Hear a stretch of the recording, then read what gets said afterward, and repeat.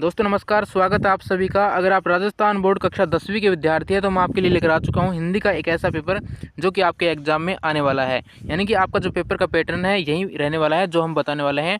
आपका जो समय रहने वाला है 3 घंटे 15 मिनट का पेपर रहेगा आपका 80 नंबर का। चलिए देखते हैं। यहाँ पर आपको जनरल इंस्ट्रक्शन दी गई हैं, इनको आप पढ़ सकते हैं। पढ़ना चाहो तो आपका पेपर रहने वाला है इसी पैटर्न पर आने वाला है। खंड ए में सेक्शन ए में जो आपके क्वेश्चन आने वाले हैं वो आने वाले हैं बहुविकल्पात्मक प्रश्न, जिनको आपको अपनी कॉपी में आंसर देने हैं। पहला क्वेश्चन आपको दिया गया है, भौगोलिक शब्द में कौन सा प्रत्यय है। तो प्रत्यय क्या होता है? जो शब्द के अंत में जुड़ करके शब्द का अर्थ बदलता है वो क्या कहलाता है? प्रत्यय कहलाता है।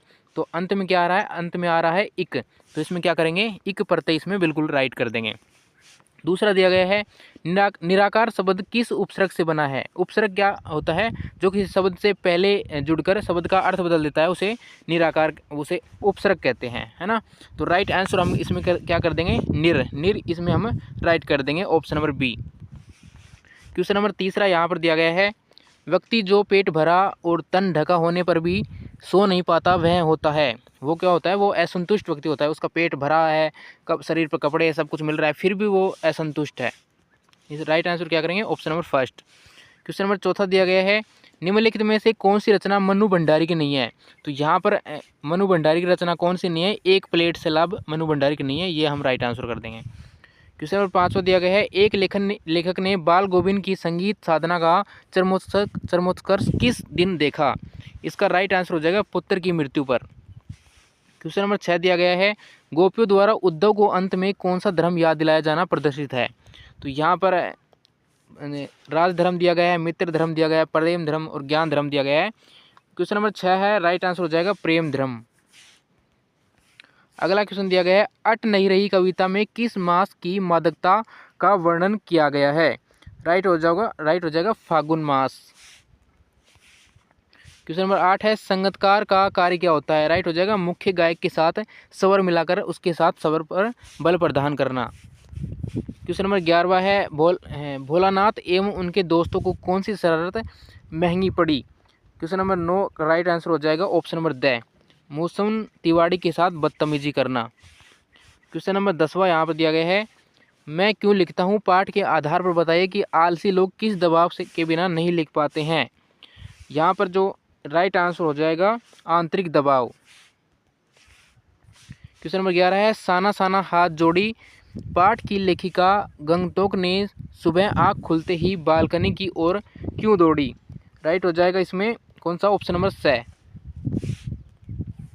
चलिए देखते हैं क्वेश्चन नंबर नेक्स्ट आपका दिया गया है, तिमरो माया सेंदे मलाई संतवो पंक्ति का तात्पर्य है। इस पंक्ति का क्या तात्पर्य है यह हमको बताना है। राइट कर देंगे ऑप्शन नंबर द, मलाई के लिए मुझे सताओ मत।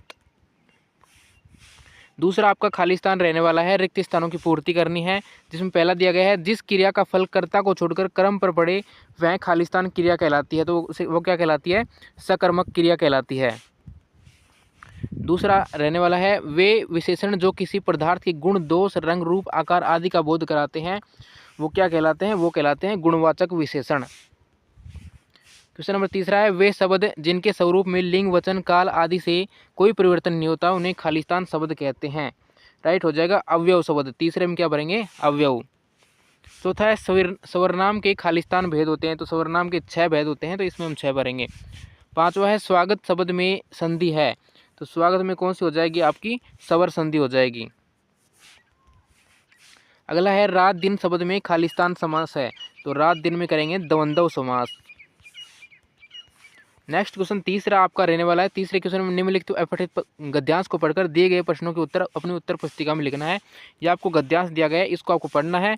और जो यहाँ पर पहला क्वेश्चन है, भारत के राष्ट्रीय आदर्श है, ये आपको इसमें से देखना है और आंसर करना है, यानी कि सीधे सीधे नकल करनी है। इसमें पूछा गया है भारत के राष्ट्रीय आदर्श है, यहाँ पर लिखा हुआ है भारत के राष्ट्रीय आदर्श त्याग और सेवा है। त्याग और सेवा यहाँ पर लिखा हुआ है, तो यहाँ पर ऑप्शन नंबर बी राइट कर देंगे। इस प्रकार से इसमें सीधे सीधे देख देख कर लिखना है, एक भी नंबर नहीं कटेगा इसमें। दूसरा तीसरा ये सारे क्वेश्चन आप यहाँ से देख सकते हैं। चौथा क्वेश्चन भी आपका अपठित पद्यांश रहने वाला है। इसमें आप क्या करेंगे? इसमें पद्यांश को पढ़ना है और इसका उचित शीर्षक आपको लिखना है। शीर्षक क्या होता है? इस गद्यांश में किसका वर्णन किया गया है, बार बार किसके बारे में बताया जा रहा है, वहीं इसका शीर्षक होता है। और शीर्षक हमेशा एक लाइन से ज़्यादा का नहीं होता है, ज़्यादातर एक शब्द में ही इसका आंसर देना होता है शीर्षक में। ये बात आपको ध्यान में रखनी है। चलिए यहाँ पर 5वां 6वां क्वेश्चन दिया गया है और 5वां क्वेश्चन आपका रहने वाला है, निम्नलिखित गद्यांश को पढ़कर दिए गए प्रश्नों के उत्तर अपनी उत्तर पुस्तिका में लिखिए। ये गद्यांश दिया गया है, आपके गद्यांश ही गद्यांश दिए गए हैं, तो इनका आंसर देना अथवा में भी आपका आएगा। और आगे आपके दिया गया है यहाँ पर सेक्शन बी में, खंड बी में आपके जो आने वाले हैं वो आने वाले हैं लघु उत्तरात्मक प्रश्न आने वाले हैं और इनके उत्तर आपको 40 शब्दों में देने हैं। आपको यहाँ पर 7वां 8वां 9वां 10वां क्वेश्चन कुछ इस प्रकार से दिखाई दे रहा है और 12वां 13वां 14वां 15 क्वेश्चन आपके खंड ब में आने वाले हैं।